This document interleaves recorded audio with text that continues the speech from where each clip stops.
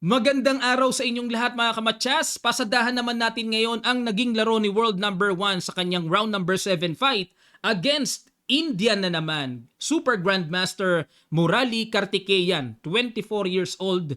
At grabe ang naganap mga kamatsas. Pakitapos niyo po hanggang dulo. At sa end part, papakita ko sa inyo ang standing after round number 7. Ang ginawa ni Magnus nag-E4, E5 si Kartikeyan, Knight F3, Knight C6, Ruy Lopez. A6, classical approach, Knight F6, Knight C3. Yan ang medyo hindi na masyadong ginagamit. Dito kasi madalas nating nakikita nagka-castle o kaya C3, D3, pero yung Knight C3 para siyang naging 4 knights tango.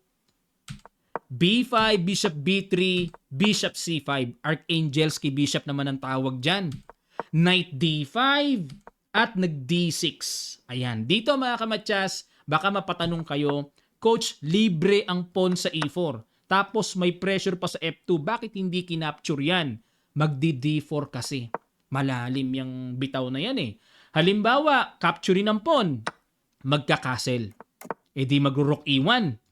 O di pa kaslingin natin para maiwasan ng king sa, makaiwas ang king sa E-file. May queen D3. O di i-atras natin. Kasi pagka dito, may bishop G5, tama, no? Knight G5 na. Threatening knight takes, tapos may matchas. Obligado titira G6. Tapos queen F3. Malayo ito, pero garantisadong lalamang ang puti. Yan ang delikado dito. Halimbawa, capturing yan. Bishop takes. May pressure sa F7, pressure sa knight. Medyo malayo-layo nga lang pasakali, pero lamang ang puti dyan. Ano man ang gawing sequence ng black dyan. Ang timpla niyan, lamang ang puti. Kaya, hindi gagawin ni Magnus ang knight D5 na yan at pakain ng E4 kung madidihado siya. Nag-D6 lang si Kartikeyan, C3. Pa-capture pa rin ng E4 pero may D4 nga, nakita na natin eh, no?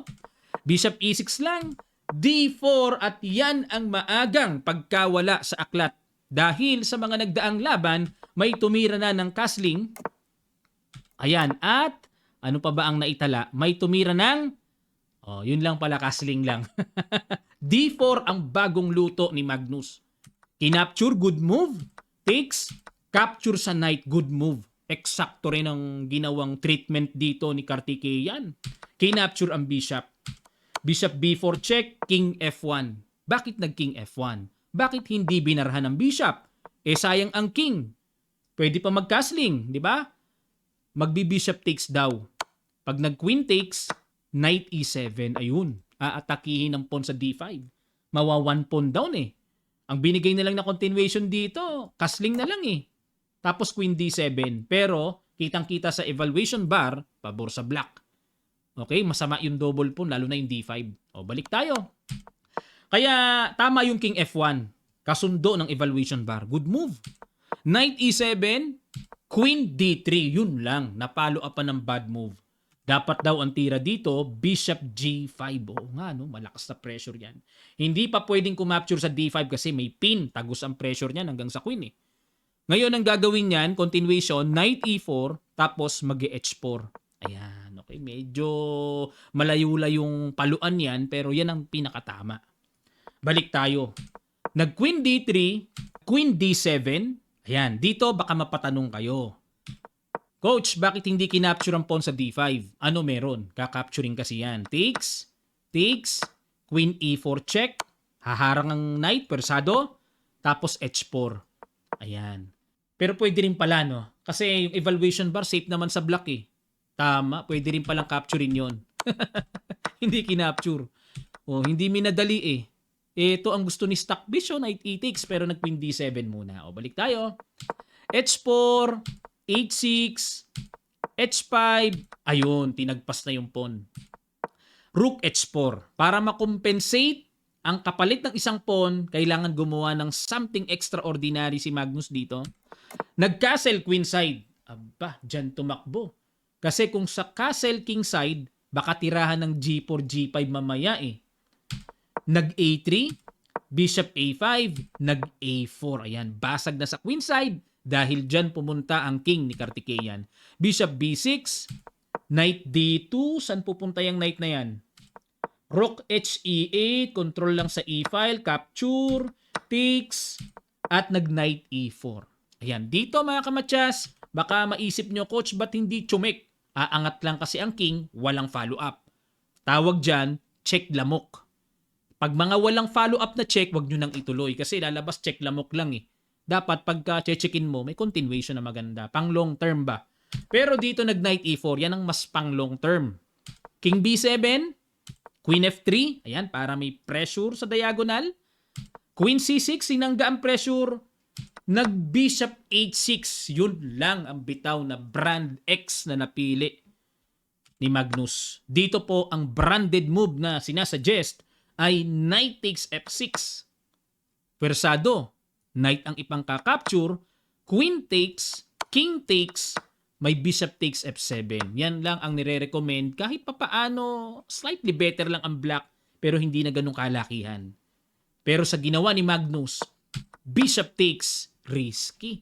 Paki-guess nyo po ang napakagandang approach na ginawang treatment ni Kartikeyan after sacrifice Bishop takes. Sa ilang sandali lang, tutuloy kagad natin. Start.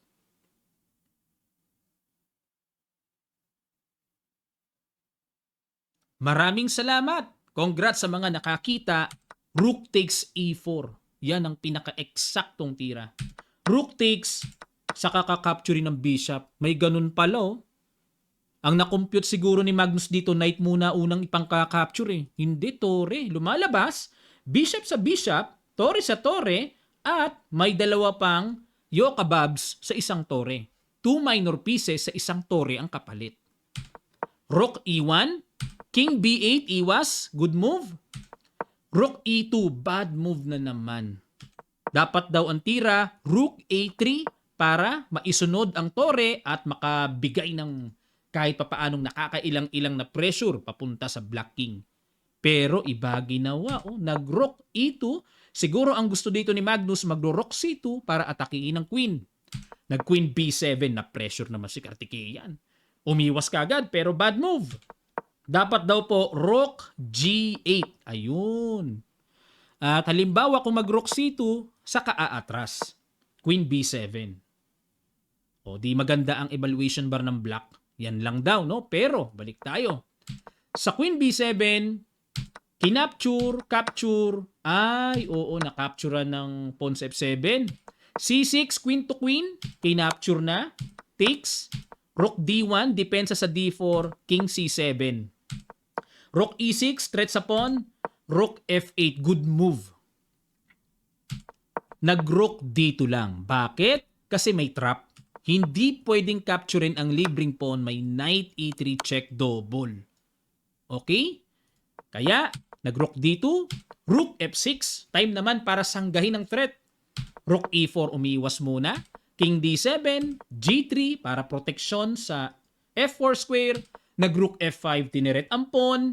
G4, Rook F7, Rook D3, Knight C7. Saan pa iikutin yan? E6, G5, Rook E3. So nakikiramdam na lang si Magnus.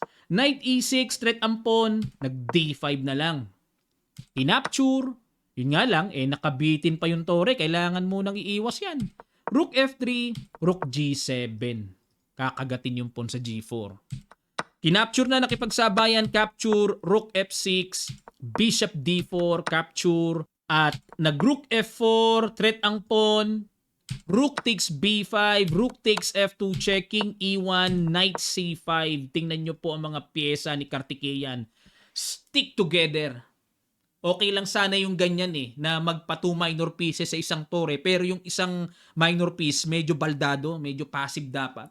Kaso parehong aktibo Lahat aktibo. Coordinated. King D1.